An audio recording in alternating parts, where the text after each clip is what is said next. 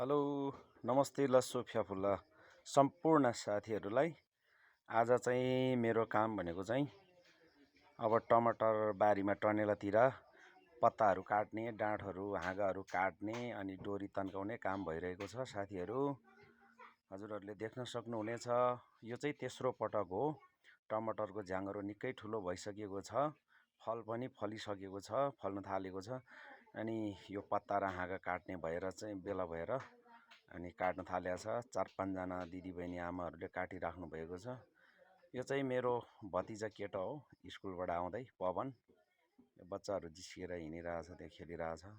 अनि मेरो गृहमन्त्री चाहिँ पुरै औषधि, डडुवाको औषधि घोलेर अब औषधि छर्किने भनेर औषधि लिएर गइराखेको छ। यो टमाटरको पत्ताहरू र हाँगा काटिसकेपछि चाहिँ औषधि छर्नु पर्ने रहेछ साथीहरू, नभए चाहिँ बोर्ड खुइलिएर मर्ने रहेछ।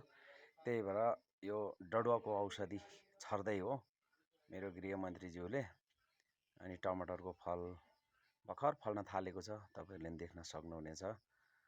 मेरो यो पहिलो पटकको अनुभव हो। अनि यो टमाटरभित्र चाहिँ अलि रायोको साग पनि लगाएको छु हामीले।